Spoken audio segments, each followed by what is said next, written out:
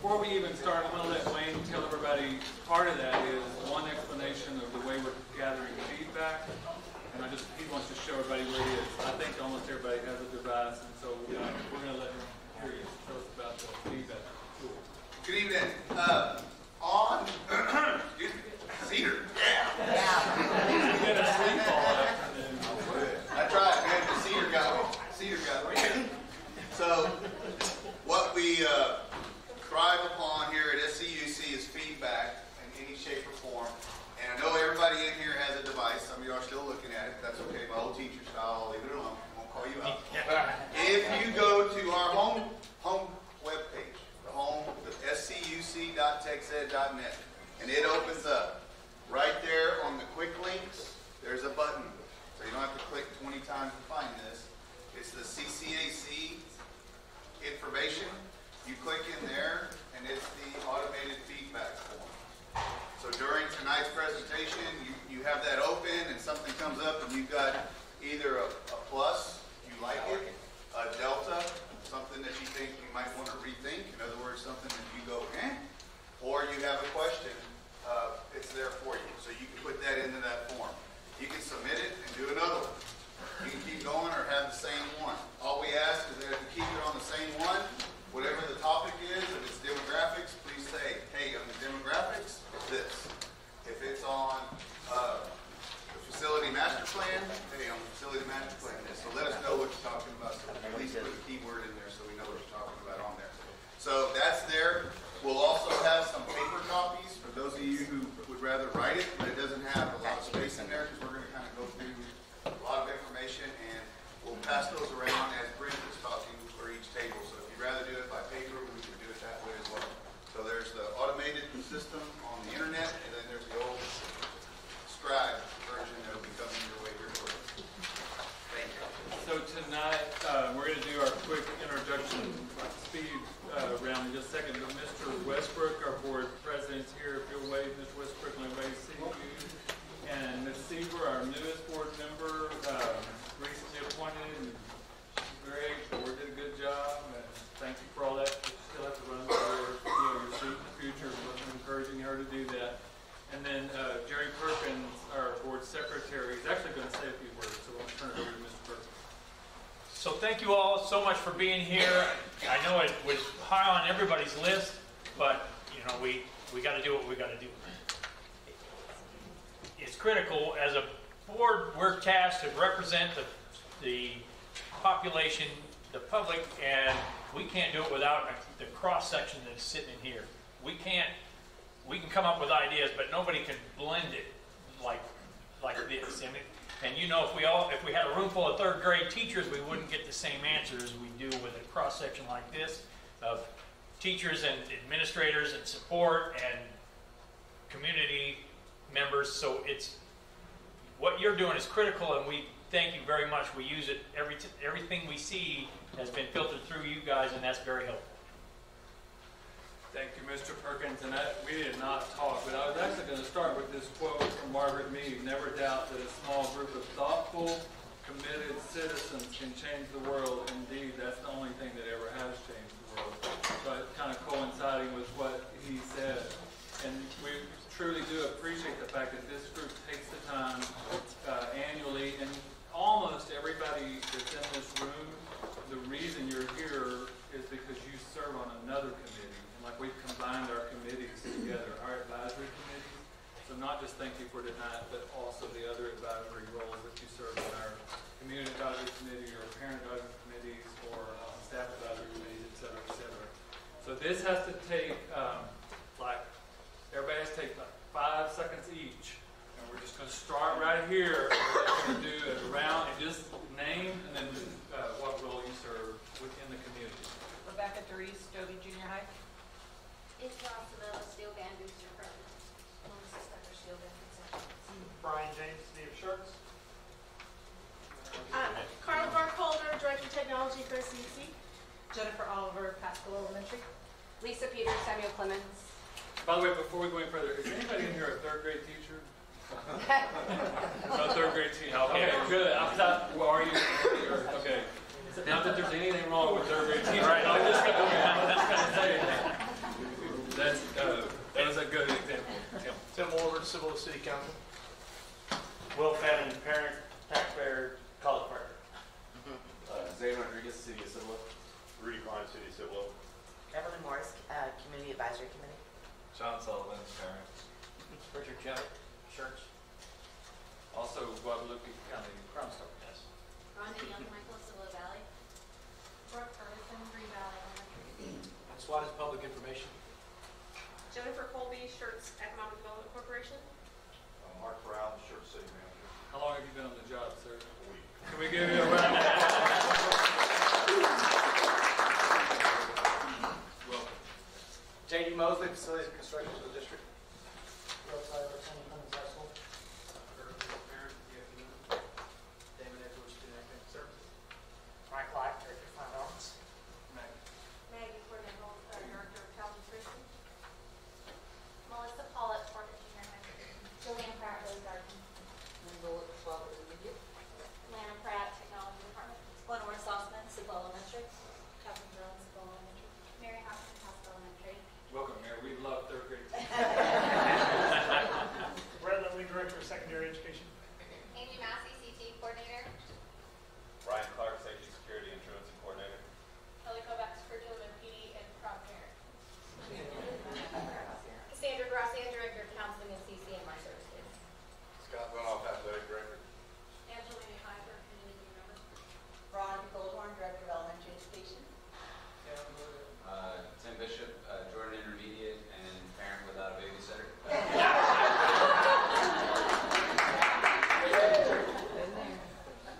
Dr. Guerra, purchasing and supply. Paige Maloney, Business and Finance for the district. Letitia Seaver, Board Member. Kelly Arvin, Wilder Intermediate. Heather Buchanan, Chief Human Resources Officer. Julie Burnett, Parent. Dr. Irene Petruski, Community Advisory Committee. And these guys will introduce themselves, or we'll have a different introduction in just a moment. So this is how fast the kickoff to the meeting goes. It's over, and that's how fast it was.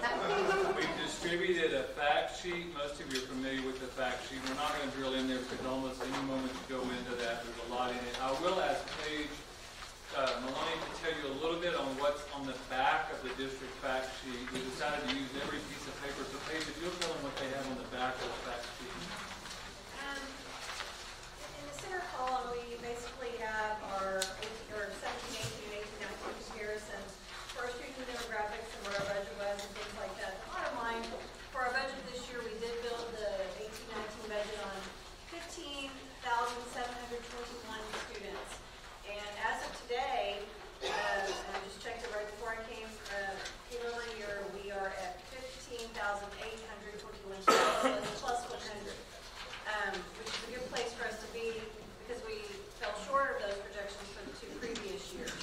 And Brother Farley was going to talk a little bit about going with the lower growth scenario this evening, but we've seen some ebbs and flows in the enrollment. We ended the first semester at 15,766, so we were almost plus 60 this week after that. And so we've seen some ups and downs, and if you we put the girls on it today and average it out, we're at about plus 48 over our enrollment if you look at it over time. And that's good news. We are feeling, though, that in our needs at the campuses and the students that we're serving. We went back to the budget to the board with a budget amendment for positions to serve some of our neediest students back in November. So we're projecting more revenue due to the student growth, and we are taking action to make sure we meet all the students' needs to be able to do forward. All right, you'll hear more about enrollment, but just good news that we have hit and exceeded slightly our current enrollment. You'll hear growth, low growth, mid growth scenarios. Just focus on the fact that we're growing.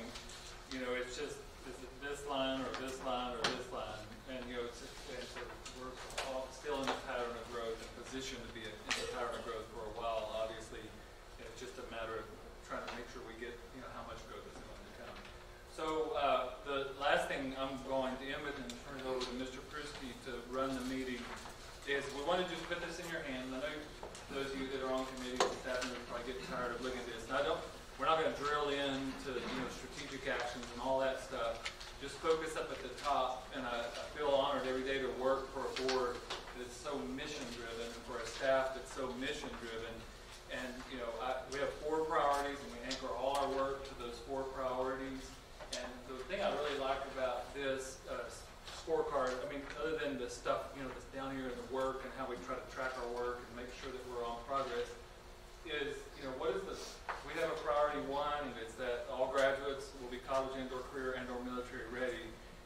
statement. We have a purpose statement. We strive to prepare every graduate for post-high school success in a way that embraces critical attributes outlined in our trade for the graduate. We have a purpose behind that, and not to get into each priority, but to just talk, because priority 1 is our main priority. The other two, priority 2, 3, and 4, really support that and make that happen. And when we say all graduates in SCUC, and for Dr. Brown, it's new. We have a 97% graduation rate. So we want 100% of our 97% graduation rate to be ready when they walk across stage for what's next, and not say what my kid said. What are you going to do? Oh no. We don't want that. Oh no. It's like one word. It's kind of an utterance more than words. We really want them to have a strong sense of purpose. We get it that they're at all levels of maturity at 18 years old mentally, and especially the boys or men. But I don't know. I think the more we really look at this as a trifurcated effort, of college, career, and military, we really try to find each child's individual niche. And by the way, that doesn't mean we're locking them into that niche for life. How many times do we see stories, Cassandra, of somebody that's going military and that turns, or their CTE and military, and then that turns into a college career? I mean, and actually that's the success story for us, when they see that one of those can be the road, because they all have a different home need, and one can be the road to the next, and that can be the road to the next. So we're real excited on our new strategic plan that we're tracking all 3 of those things now. Cassandra waved at everybody. She's one of our primary trackers, and she and others that make sure that, and we don't just, when we say military ready or we say career ready, that doesn't mean that, we give them the thumbs up at graduation and you're ready. There's some of that, but it's that they have a document in their hand, or they have an enlistment, or they, something tangible that they're ready for that next step. So I'm really, really proud of the effort that all the staff has made. We're very mission driven, and I just wanted you to have that. Now, having said that, we have a one-of-a-kind school district because we have a one-of-a-kind community, and that means all of our communities combined together. We want to listen and we want to learn, and so that means that we have a lot of forums like this. So with that end in mind, I'm going to hand it over to Mr. Pruski to lead us through the rest of the night. I got to find my last kid here. Okay, good evening. Earlier, forgive me, my name is Wayne Pruski, Chief Operations Officer for the school district. And just wanted to run through the agenda real quick tonight after the welcome from Dr. Gibson. We'll be hearing from Mr. Brent Alexander with School District Strategies. He's the district demographer, been with us 8 years now? Is this year 8? 7 years. So he's seen us through from a while back, getting ready for bond of 2013, bond of 2016, and all the quarters between there with our demographics starting up. Projections for the school district, which is a big, big thing. And tonight is a big third quarter reveal, a big story of where we are as we sit today. Along with Brent will be Mr. Francisco Perez, Transportation and Demographic Services Director for the district as well. So I'm not going to take any more time up. I just wanted to kind of show the order there. And after the demographic report, I'll be back up to talk about our response to that and what it looks like for the future of the district as it sits today with the 10-year facility master plan.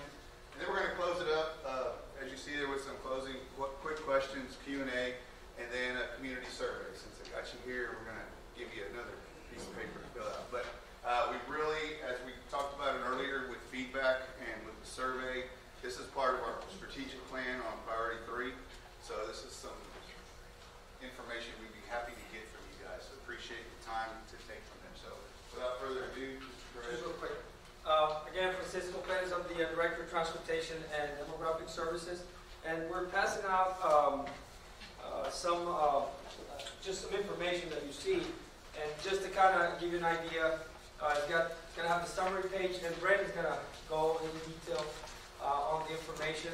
Summary page, some of the enrollment projections on the back, a map with the geocoding of the students, so where are the students in the district, and then also the projections against the capacity, facility capacity. So Wayne was talking about the feedback. You know, we work with Brent hand in hand, and we, you know, look for ways to always try to improve this report. So if you don't mind, as we go through the presentation, and really Brent's going to go in detail, please take time to give us feedback so that way we know, you know, maybe there are areas that we can maybe improve the presentation and the information that's on the presentation. Go ahead, Brent. Thank you very much. Good evening, everyone. Here to present the Fall 2018 District Demographics Update. So we have quite a bit to cover, so let's jump right into it. Every year I like to start with the latest population and household estimates for the district that we get from our national demographic source. We get those each July, so what you can see here on the top chart on the upper left, that the district is estimated to have a total population of just over 77,000 people. You compare that to last year, it's up about 2,700 people. That's a 3.7% increase. The chart on the lower left shows that 26,847 is the latest total households. That's up about 900 from what we saw this time a year ago. Both of those, Esri is our source for this. You know, they base this on census data and census sampling. So this is a good 30,000 foot number that we get every year to kind of see what they're seeing. But they do show that number a little bit lower, 3.7% annual growth versus what we've seen from 2010 to 2018. So that initial 5-year period of this decade was a little bit faster. But if you want to round up and down, we're still seeing these numbers generally around 4% per year. So think about that when you see these enrollment numbers that I'm about to show you. These numbers on this chart are the annual fall snapshot numbers for the district for the last 10 years. This fall, district enrollment climbed to a record high. You can see there at 15,772. So depending on the time frame you want to look at, the last 5 years, the district has seen a net growth of 1,731 students. That's a 12% increase. If you go back 10 years, the district's up 42%, growing by over 4,600 students in the 10-year period. Now, as we've already talked about, the rate of annual growth has slowed down. You can see the last 2 years. The chart on the top right, those are your annual numeric growth numbers. The percentage growth numbers are on the bottom right. You can see that from 17 to 18, the district added 158 students. The district is up a little bit, as was just mentioned. So, you know, a year ago at this time, we were thinking, you know, the low scenario being at about 15,721. Our moderate scenario is at the 15,900 range, so it hit right in the middle of the two. But we have seen back-to-back years of 1% annual growth. We're going to go into that in more detail in a minute, why we think the rate has slowed down. But I've got a couple more historical charts to go through. Here are the historical numbers for each attendance level. You have 2-year increments starting in 2008 through 2018. When you look at each one of the attendance levels, you can see that these are up anywhere from 38 to 47% in 10 years. Pre-K through 4 has increased 1,584. If you combine intermediate and junior high, that's up 1,400. And high school has grown by 1,653 over the last 10 years. But if you note there that 2016 bar in orange, the 2018 bar in navy blue there, you see a flattening. Now, this chart shows the historical totals by grade for the district. Interesting to see that 3rd grade, or this year, is highlighted in yellow. The numbers for 3rd through 5th grade, each of those grades are now the largest class size that they've seen in the history of the district, as well as 8th through 11th grade.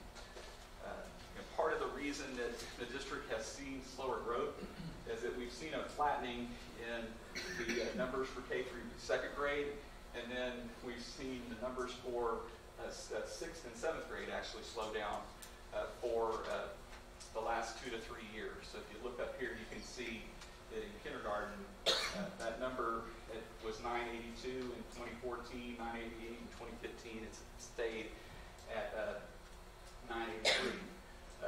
In the sixth and seventh grade, you can see that those numbers are still, in the mid 1100 range per grade. Overall, the balance, 47% of the district is in the 1st through 6th grade, 53% in the secondary grades. That's the same percentage that we saw a year ago. Kindergarten being somewhat flat is not as much a surprise as some of those other grades like a 6th and 7th. Every year we compare district enrollment to the annual birth rate for the district. We look at the 3 zip codes that generally make up the district boundary. You can see they're listed here on the upper left. You can see that the birth rate is the blue line, and it's moved forward 5 years to compare it to the kindergarten enrollment, which is represented by the green line. Now, that number has continued to grow, but you can see that it's been slowing down a little bit, and as a result, the correlation between the two, which has been pretty consistent for this dating back all the way to 1995, you can see that both of them have been flat here the last couple of years. So based on the historical ratio that we've seen, kindergarten should be a little bit above 1,000 students for the next 2 years. So we're not seeing another spike in the growth rate to indicate that kindergarten is going to jump up here in the next 2 years. And before I talk about the slower growth, I wanted to show you a couple other things that we get every year, and this is the racial and ethnic distribution makeup of the district.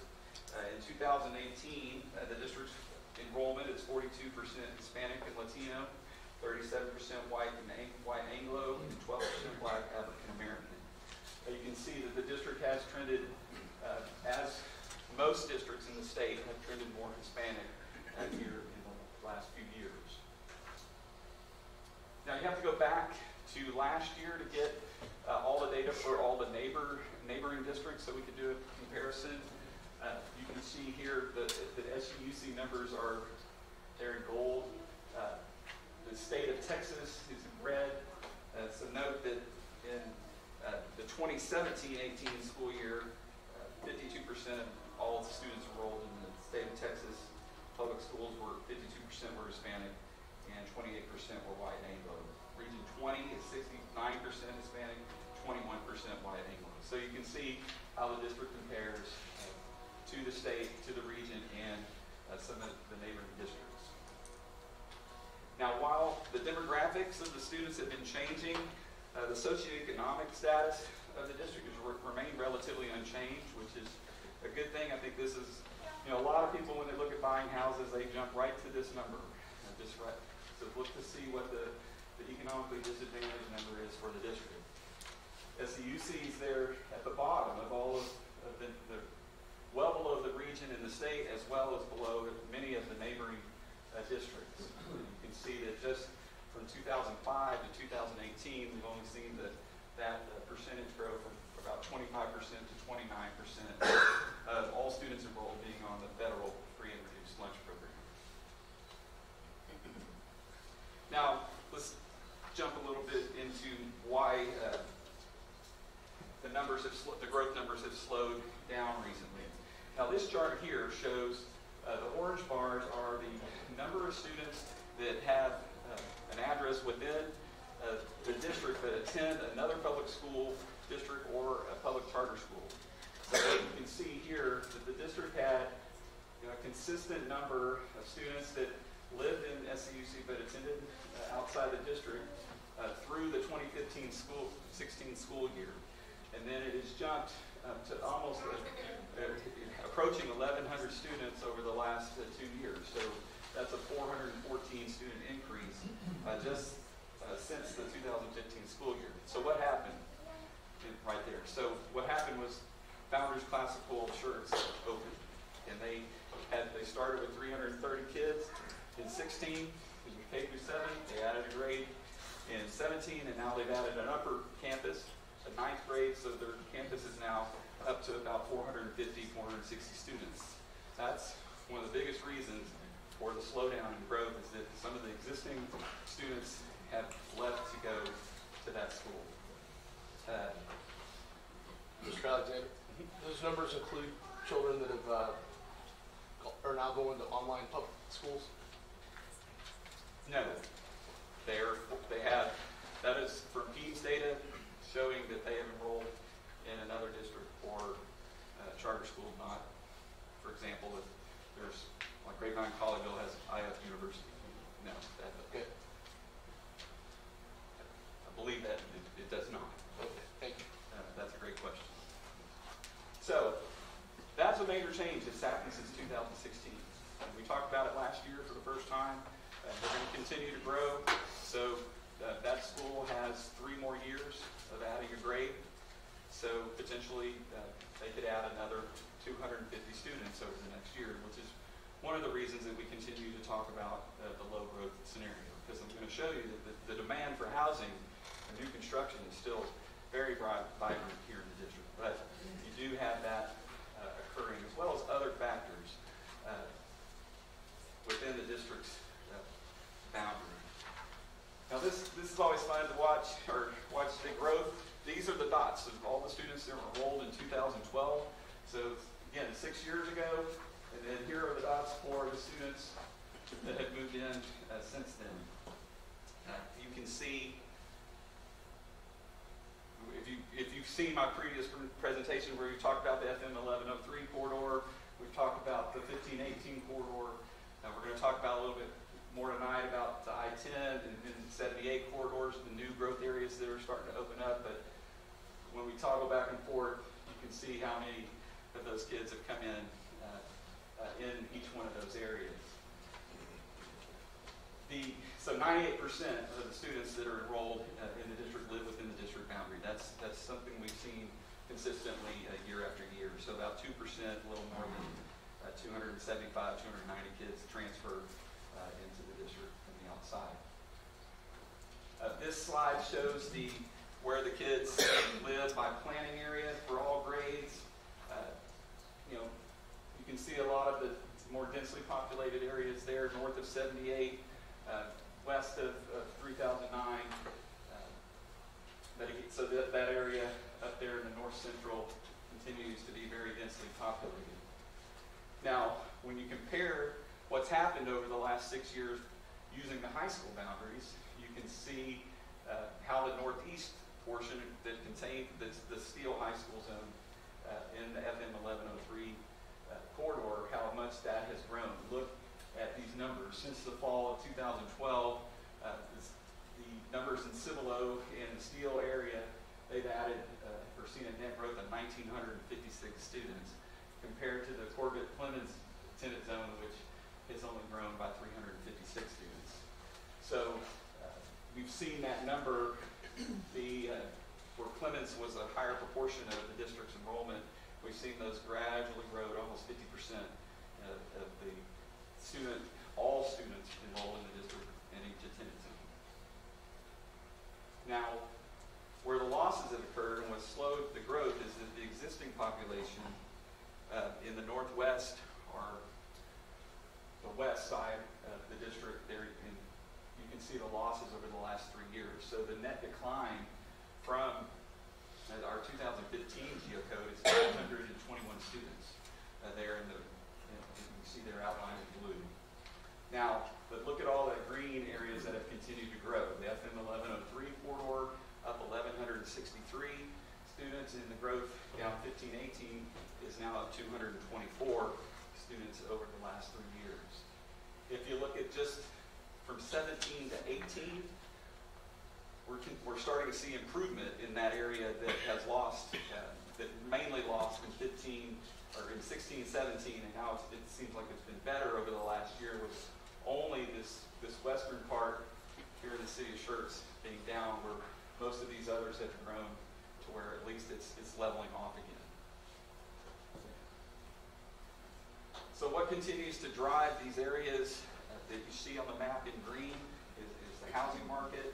I'm going to move through these pretty quickly for the sake of time. macroeconomics, the slides. The main point is that the housing market's grown to a 10-year high. It's still very strong. Job growth has slowed down, as you can see in this chart, but the unemployment rate for Greater San Antonio is down to an 18-year low. And it's been that way now for a few years, which is very strong. We're continuing to see growth across all sectors, but the main thing that happened this summer was the interest rate went on a 30-year mortgage went from 4.5 up to 5, and now it's come all the way back down to 5. So when it went up to 5, we had a lot of shock, especially in higher price points. But as you'll see in a minute, the district is more in the moderate price range for most of the neighborhoods that are here, and that is the main shift that is occurring in the new home market today, which is the move away from the upper end into more affordable and moderate prices going forward. So let's move on to the new home numbers. These are the numbers for the third quarter. We had another 197 started, 198 were moved into. That's the most closings that we've seen in a single quarter in 2 years on an annual basis. You've seen me talk about in between 700 and 800 homes every 12 months, now dating back to almost the entire time that I've been working with the district. So again, very consistent. This shows the demand for new homes here in the district still very strong. And nothing has really changed too much in the housing market. And that's why you see those numbers from the national demographer saying 4% growth. Now, there's just some other dynamics going on with the competition and recruiting of kids to other districts and public charters that have eroded some of that rapid growth rate. So another 654 new lots were put on the ground. The district is still seeing the 5th most new homes built every 12 months when you compare it to the other districts in Greater San Antonio. The majority of that construction is being done now in the city of Schertz. A few years back, it was all the city of Cibolo, but Cibolo has slowed down to just about 300 closings per year as the city of Schertz has grown to 359. And now, what we're going to talk about in a little bit is just the St. Hedwig portion of the district has had its first 14 move-ins down there, and that's getting ready to dramatically change as the new area of growth opens up. Brett, when you share the city, you are only looking at the part of the city that falls in our district, right? That is correct. Okay. Yes. So everything you see on our charts is for lots, sections of neighborhoods that are in the SCUC boundary. So here are the list of the top neighborhoods. The Crossmine has now climbed to the top. You can see there's about 86 homes a year. And then the Turning Stone, Mesa Turning Stone, those have been, they've been in the top 3 for quite some time now, driving the growth in the Cibolo Valley elementary attendance zone. But again, growth across multiple fronts in the district. Cibolo Valley has seen the majority of the growth. Their attendance zone off the FM 1103. You can see they're still doing about 200 homes a year in that area. The new Rose Garden attendance zone is reflected here, 177. And then the Cibolo attendance zone continues to be very active as well. Looking at it at the intermediate level, still the majority, 60% almost in the Slaughter attendance zone. And then at the high school level, we've seen that number for the Adobe Steel begin to increase up to where they're doing about 64% of all the activity in the district. Now, the median new home price is leveling off about at 288,000. Really, what this means to you is that the district is seeing a mixture now of move-up type, different levels of move-up houses. With the loss of the Kensington, and we don't see as many starter homes at this point. Things market-wide are more expensive, so the types of homes are kind of moved into that value-driven, moderate type prices on the scale for all of the San Antonio region. So, being seeing in that 250 to 500,000 range, that is the true, where the highest demand is right now in the region. So at the end of September, after 600 plus more lots were added this year, there were 1,385 lots that were still remaining. There are 7,800 lots that are planned or in process. That includes 1,281 lots that are under development. Now what's interesting, this shows the lots under development, 12-month rolling totals. Back in the summer of this year, the district reached a record high number of lots under development. And I'm going to show you some of those in just a minute. But this is the list of the lots that are under development. It's, as you can see, if you look through the attendance zones, you're going to see that this is continuing to feed the main areas of activity, the FM1103, the 1518, and now there are 621 lots under development south of I-10 along 1518 in the St. Hegwood area. So that's one of the new areas that's opened up, as well as the 78 corridor where the Red River Ranch neighborhood is. And I've got some pictures of that. And these are pictures that we just got last week. So let's run through several of these. This is a homestead up in the far northeast corner of the district. You can see that they're about 45 homes a year pace right now. We expected this neighborhood to be selling a little bit faster than it is, but they're still getting going. But remember that the district does own a school site up there in that particular development. The Foxbrook area, so the line between Cibolo Valley is right there. The line between Cibolo Valley Elementary and Cibolo Elementary is the 10th line is right there. So the Foxbrook neighborhood is in Cibolo, but this Turning Stone has been one of the top performing neighborhoods over the last several years. They're down to their final phase over here on the west side next to the road. And then this is Saratoga in the Green Valley Attendance Zone, where D.R. Horton is building their express homes as well as the Horton brand houses.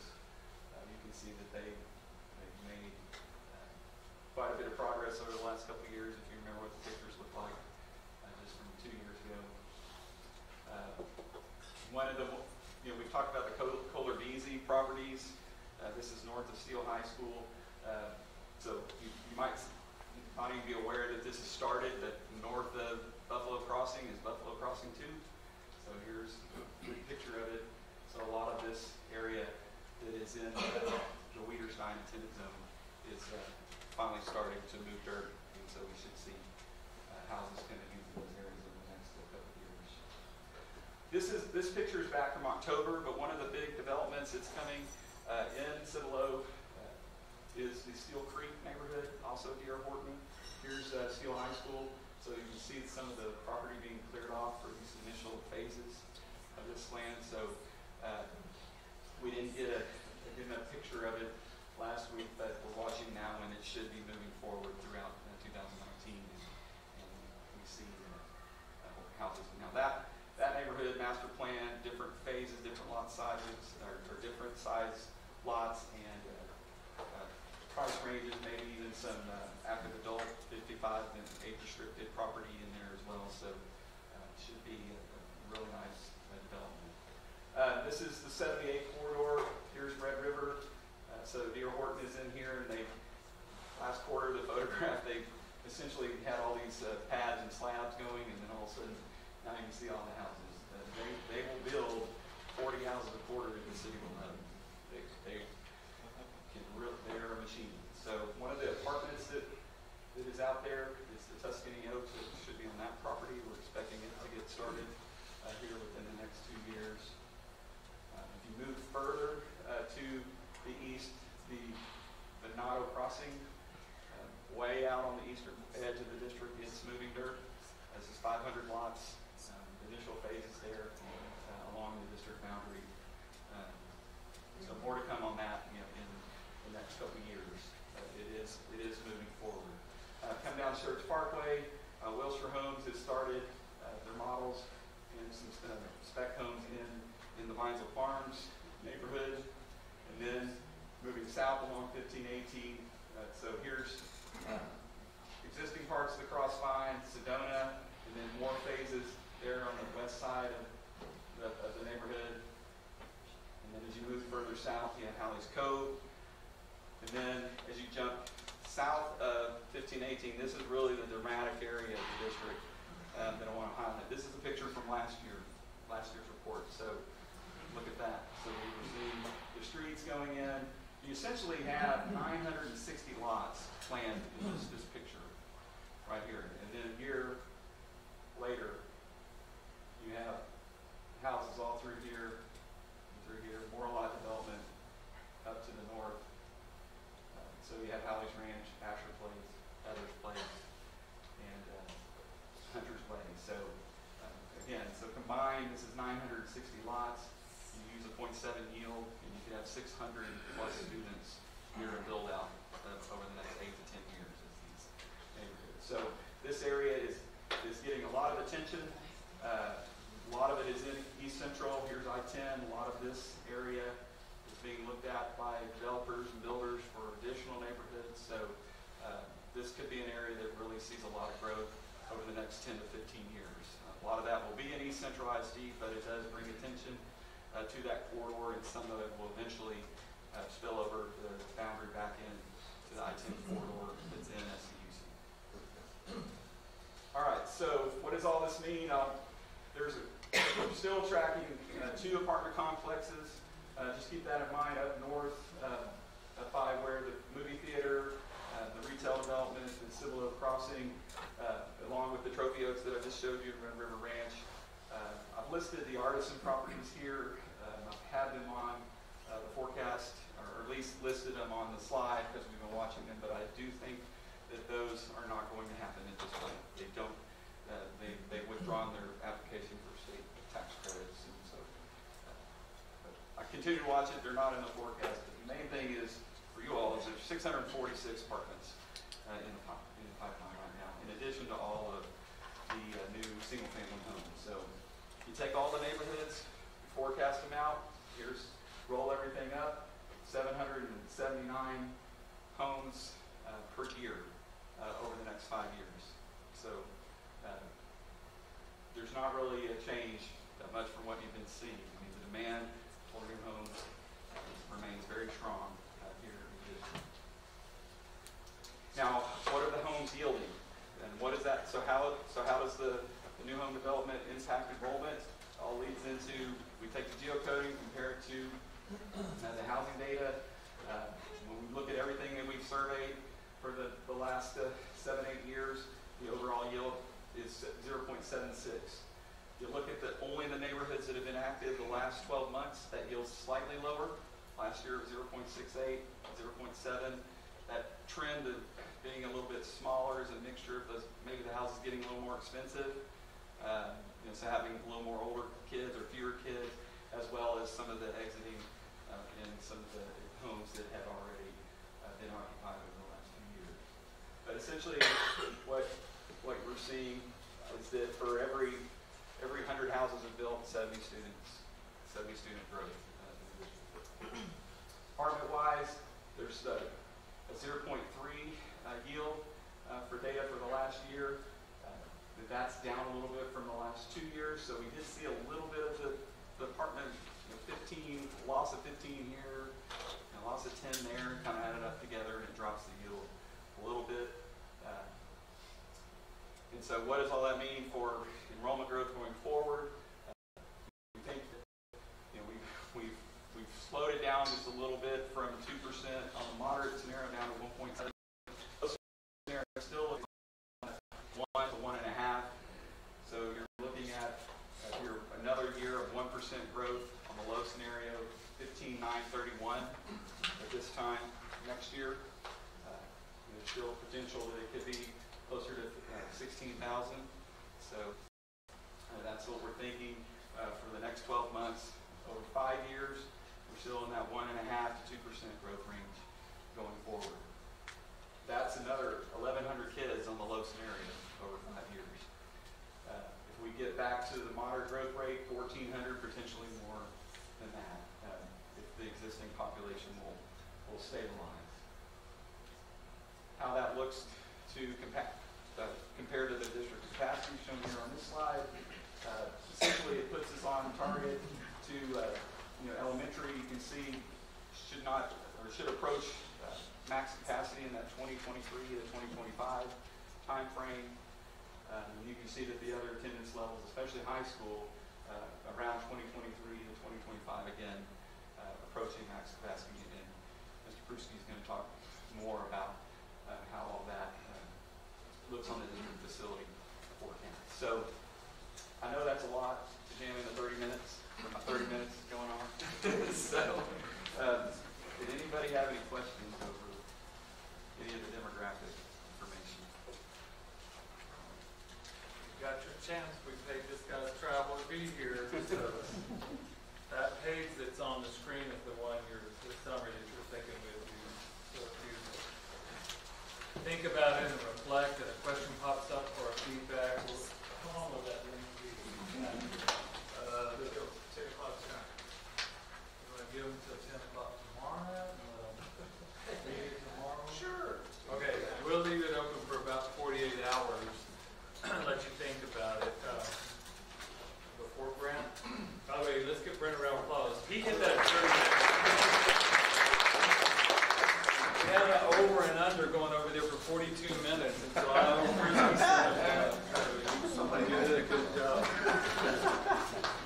All right, so you saw the growth. Good job, Brent. And then now Wayne's going to talk about, okay, now what? What happens once you see those numbers for the students?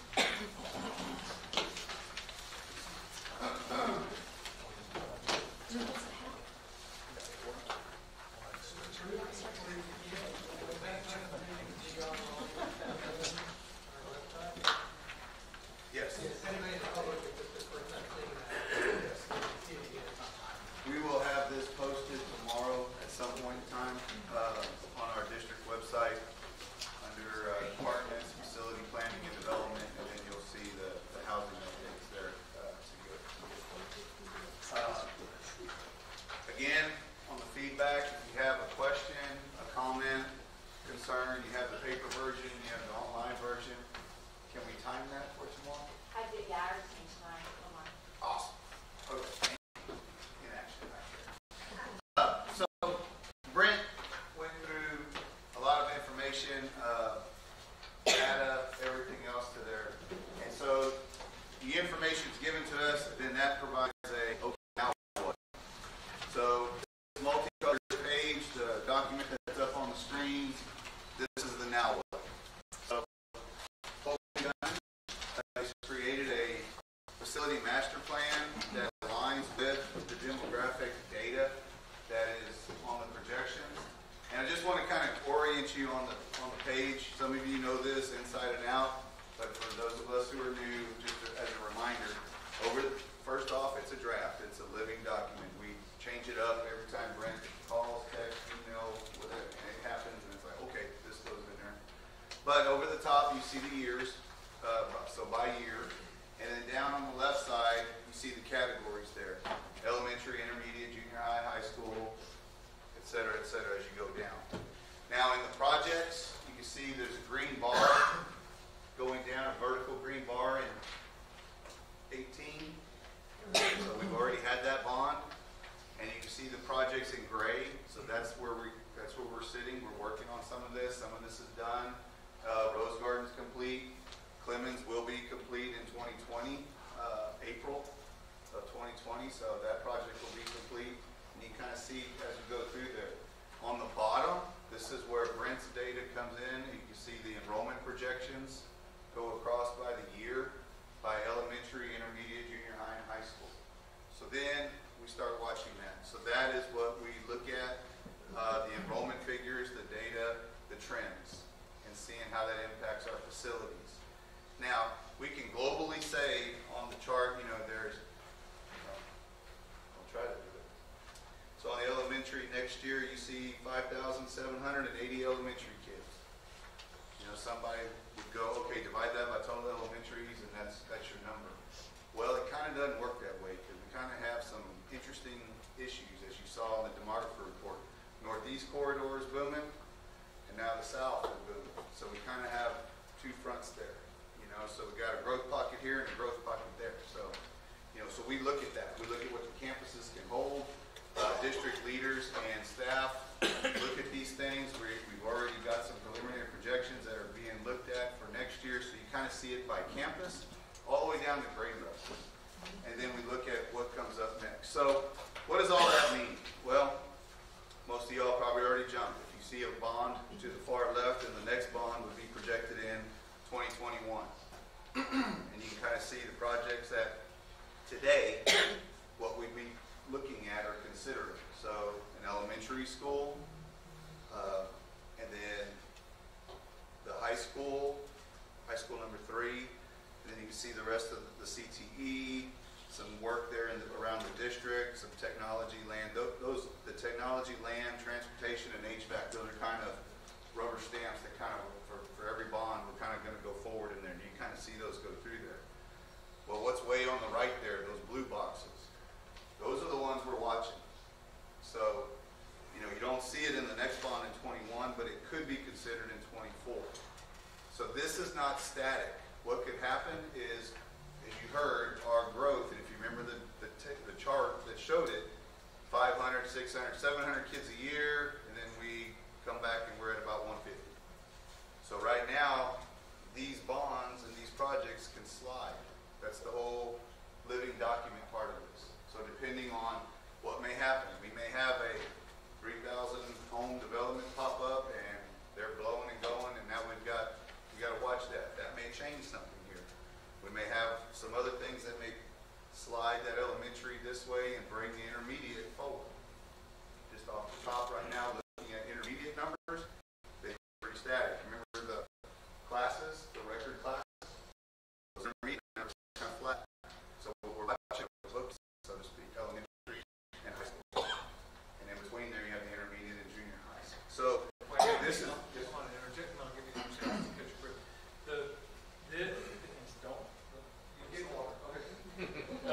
So these projects are, and this is the quick, and many of you have heard this, some have, but we look at our funding, two buckets, our interest and season fund, where we're paying for these facilities, and then our maintenance and operations fund, which is paying the salaries of the staff members in here, and this piece of paper, and that electricity, and it's just that cost of doing business.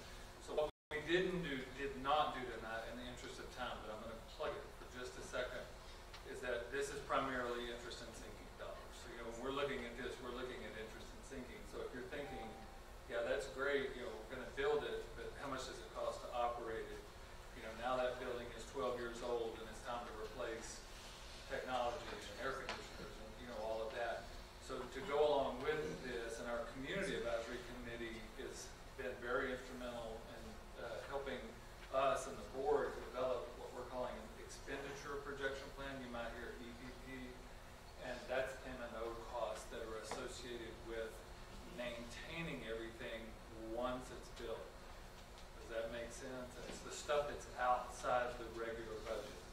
We have our regular budget every year of 120 some odd $1 million, and then outside of that there are these big costs. JD, give me a big cost. So AstroTurf on a field, over the span of 12 years, you save $200,000 or $300,000 in feeds, fertilizer, whatever. So that's the advantage of putting turf in: water, fertilizer, wear and tear, and the kids can get on it the day after it rains. That's right. I think the band likes it because it's flat, or flatter, you don't have to have as much crown on it. So that only pays off, if you after 12 years. But guess what happens every 12 years? It finally wearing all the lines off and it's worn out. So that's a good example. So roofing, HVAC, turf, these are big ticket items. So I want to give a plug. And if you're on the EPP team, raise your hand in this room. Everybody can see this group. Can we go ahead and raise your hand? Yeah. Starting next week. Yeah, starting next week, the newest member. And that's kind of cool because Kelly's in charge of curriculum. What we have are big ticket curriculum things that we know are coming, that we're working into our expenditure projection plan that are outside the regular budget. You see, and so she's going to become a part of that team. So I'm really proud of the work that they're doing. They have presented at conferences, statewide, maybe nationwide, on the development of that. A lot of people have something like this, I would argue, not as good as these gentlemen, ladies and gentlemen, have done to create this. But almost nobody has the mirroring expenditure projection plan, so I'm really proud of them. If you want to know more about that, by the way, everybody in this room, staff included, is invited to community advisory committee meetings. You need to know that. So you can be on another advisory committee, and you can come to those, I don't know, another meeting after all day with third graders. Yeah. It's once a month, and we would be happy to have anybody in the room there. So back into this, the piece I kind of glazed over, like I said, when it becomes part of you, you kind of, it's part of you, you kind of forget about some things. So there's some timelines. There's some standards that are the district design standards up at the top. Elementary schools, new elementaries are 900, 1,200 student capacities, and you can see the rest of them there.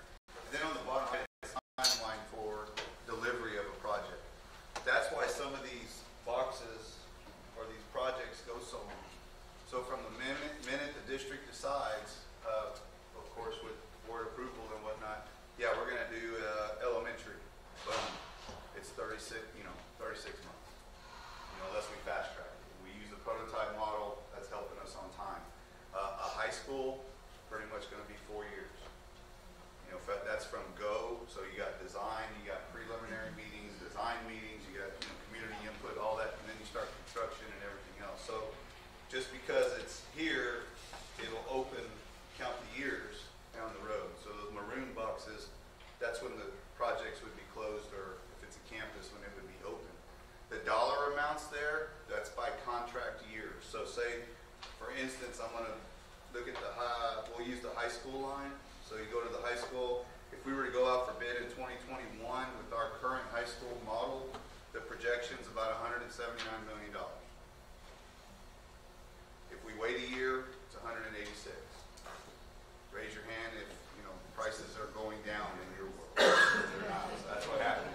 Even if you do like a 3 or 4% increase inflationary, that's a big number. It's still going to be a big number there. But you got to keep in mind, high school is a big facility. So anyway, so that's the facility master plan. This is not etched in stone. I mean, we don't stamp it and say that's what we're doing no matter what. This is very liquid, fluid, I guess I should say. So I'll stop there. Any questions? The notes are on the back, the key notes, so if you have kind of the guide, so to speak. Again, this is on the bonding side, the INS, like what Dr. Gibson alluded to. We do have some M&O side of things that we have to do to keep the district running. This is pretty much the new stuff and the big renovations. So, any questions? Yes, sir.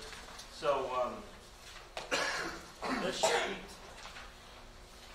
you're showing that you're going to exceed your high school capacity by 2023, probably a little before 2023. And so on your schedule, you're not opening your third high school until 26.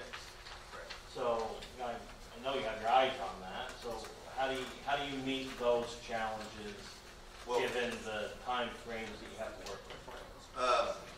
As you may already know, we have the use of portables, and we want to grow, so to speak, the capacity before we open up that building. We want to have at least 60% ready for move-in of the building. So if we build a high school for 2,500 kids, you want to have 60% of that enrollment ready at the rezone to go in there at year one. If we meet our capacity at the high school level and we're over by 300 kids, that doesn't warrant to go open a new high school. We have to time that out as we grow. That's why we are caught by the hip with Mr. Alexander watching that growth trend. The M&O cost, it kind of comes back to that, because typically when you open a new building, it's not new teacher cost, right? They're teaching at all the other places, already, but it's the administration, the custodian, the counselor. So we typically try to grow it at 60%. In other words, we're going to open a building at 60%, and then we can justify the salary of the admin and whatever. So importance is the short answer. You say how, typically, it doesn't have to be business, but typically that is. And right now y'all are moving portables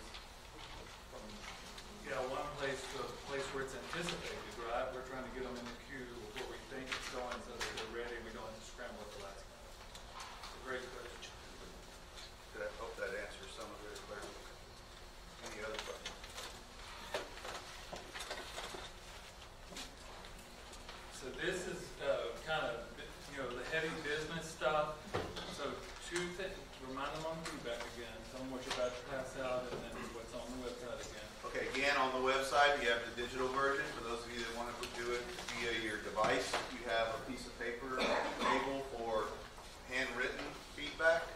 We will leave the website open till tomorrow at 10. Lana, thank you. So please give us your feedback. And then lastly, hey, let me say this. So on that thing, before he talks about the community survey, so that all of that's put together, and then the community advisory committee looks at it, and then our executive leadership team looks at it, and our facilities development team looks at it. So just so you know where that goes, it doesn't disappear into the nowhere land. It becomes working documents that and I can't tell you how many times over the last few years, generally speaking, and I'll just speak frankly here, yeah, we thought of that, yeah, we thought of that, and then it's, oh my gosh, we never thought of that. And that is just, and every year we've had some nugget or 2 or 3 or 4 come out of this meeting. Because it's just a bunch of eyes looking at it, a bunch of smart people in one room, they're all caring about the same thing, and that's so helpful to us. And this is my closing comment, and I'll let you finish it with that. All this is business and dollars and numbers and all of that. At the end of the day, we're trying to put, somewhere around 2,000 young people on the street ready for career and life in college.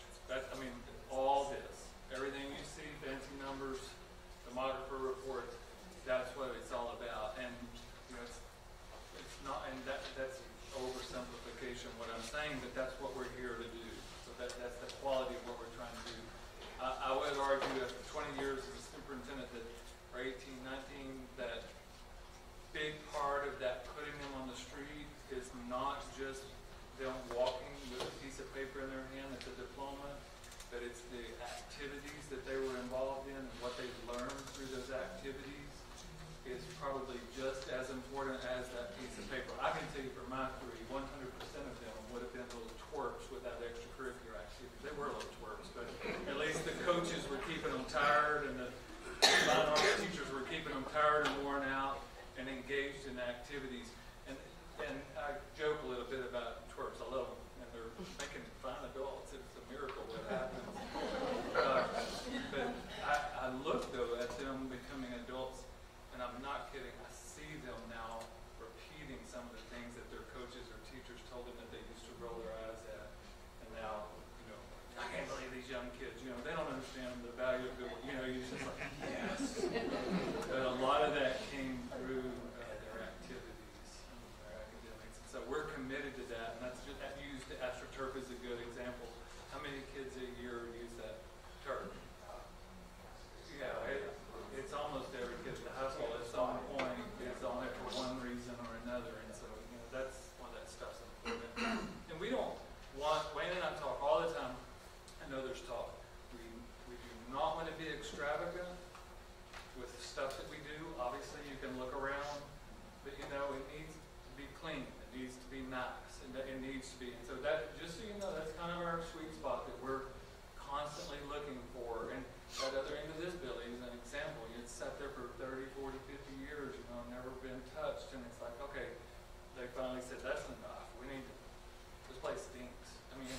It just doesn't pass the nose test. We got to get it cleaned up. And they jumped in there and they really just did a great job. And there's nothing pretentious about it. It's just when you walk in there, it feels like, wow, this is beautiful. And I'll give you all kudos for that. They do a great job maintaining our facilities. All right, tell them about that. So, thank you again. I'm going to break the golden rule and pass it out and talk at the same time. Or we just go that way. Let us. So, just go straight back. Okay. Oh, you already got the system. So, in closing tonight, with the feedback that you have there, and also I alluded to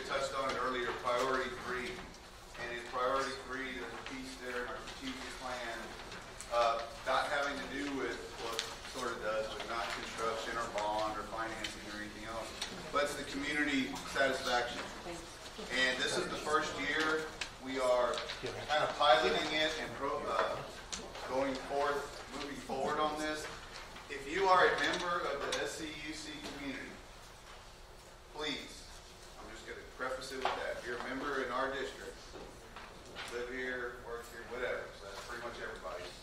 Please take a few minutes, fill this out. This is your ticket at home. Go home. Set it on the back table, leave it in the middle of the tables. Let's do that. Let's just leave them in the middle of the tables for us. But there's no right or wrong answer. And all we're asking is for you to give us some honest feedback here. We're not looking for, oh, you're great, everything's good. I mean, really, like what Dr. Gibson said, alluded to earlier, we live this, we see it, and sometimes it's good to hear something different. There's some spaces for open responses at the bottom, or if you want to, so you can see back and you can fill it up on the back as well. But please take a few minutes and fill that out.